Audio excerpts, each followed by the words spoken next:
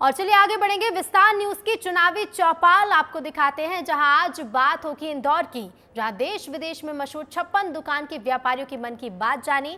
बता दें कि इंदौर में 25 अप्रैल को लोकसभा चुनाव के लिए होंगे मतदान, और उससे पहले शहर में किस तरह के बदलाव हुए या नहीं, इसे लेकर व्यापारियों से खास बातचीत की संवाददाता पुनीत विजयवर्गीय ने।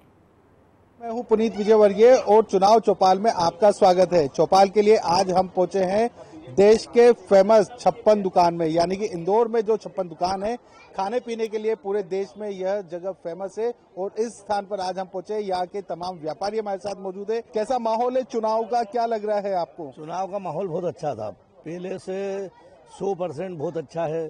पहले तो लड़ाई झगड़े ये हूफ हाफ ये वो सब ये होता था, बड़ा सरलता से अब जेंटलमैन चुनाव हो रहा है। लेकिन इंदौर में तो माहौल ही नहीं दिख रहा है कुछ। माहौल कैसा दिखना चाहिए? माहौल सबको पता है, साहब क्या करना है, हमको क्या नहीं करना है। चुनाव आ गए, मतदान की तारीख है, उस दिन मतदान 80% ले जाएंगे हम लोग, देखना आप। 80%? हाँ, इससे पहले तो नहीं हुआ 80% इंदौर में। तो अब तो सब रिकॉर्ड तो तोड़ने के लिए रहता है ना साहब, नहीं तो क्या करेंगे क्या हम लोग। हर चीज को अब बनाना, रिकॉर्ड बनाना है। व्यापारियों के क्या मुद्दे हैं इस बार चुनाव में?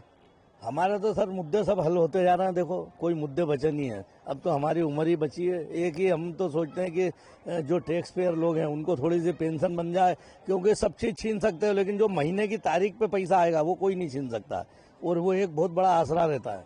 व्यापारी को पेंशन, इसकी मांग कर रहे हो आप? हाँ, जो टैक्स पेयर है उनको तो थोड़ा मिलना चाहिए साहब, जब रिटायरमेंट ले लें वो तो। मोदी जी तो एक ऐसे खिलाड़ी हैं कि मुद्दे उठने से पहले उसको खत्म कर देते हैं। व्यापारियों के मुद्दे चल रहे थे, जीएसटी वगैरह या बहुत सारी विषयों के ऊपर, तो अभी देखा मैंने कि दिल्ली से उन्होंने व्यापारी एसोसिएशन के अध्यक्ष को ही टिकट दे दिया।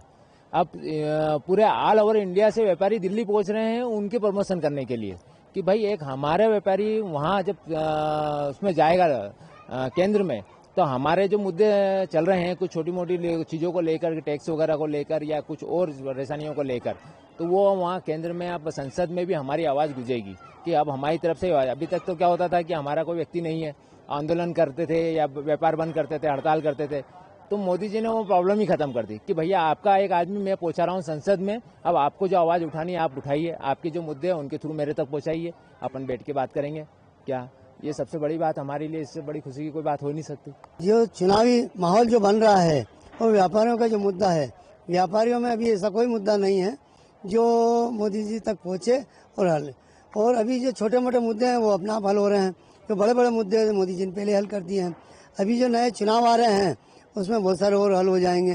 व्यापारियों को बहुत अच्छा फायदा हो रहा है और व्यापार अच्छा हो रहा है। अगर सरकार का बदलाव आया तो माहौल का बदलाव, हमारे अधिकारों का बदलाव और आमूल चूल परिवर्तन पूरे देश का, और वो ही इस बात को दर्शा रहा है कि चुनाव एक तरफा है। क्योंकि विकास कार्यों पर जब कोई सत्ताधीश लगातार काम करता है, तो मैं ये मान के चलता हूं कि जब चुनाव का समय आता है तो विरोधियों को सिर्फ इस बात से कि कहीं ईवीएम में मिस्टेक है या संविधान का डर दिखाकर दिग्भ्रमित किया जाए, सिर्फ इतना ही रह जाता है। क्योंकि विकास पे बात करना तो किसी के बस की बात नहीं है, क्योंकि ये निरंतर चल रहा है, ये एक निरंतरता है, और वो निरंतरता एक तरफा चुनाव की तरफ जा रही है, जो ये बता रही है कि जो सत्ताधीश है ये फिर से अपनी सत्ता में लौटेंगे, और वो ही बता रहा है कि इंदौर शहर का माहौल चुनाव में नगण्य है, जीरो है। पूर्ण काम के लिए मोदी पूर्ण काम के लिए मोदी। तो जो व्यापारी है 56 दुकान, ये जगह है जो कि खाने पीने के लिए पूरे देश में फेमस है, और यहाँ के व्यापारी तो सरकार से खुश ही नजर आ रहे हैं। पुनीत विजयवर्गीय, विस्तार न्यूज, इंदौर।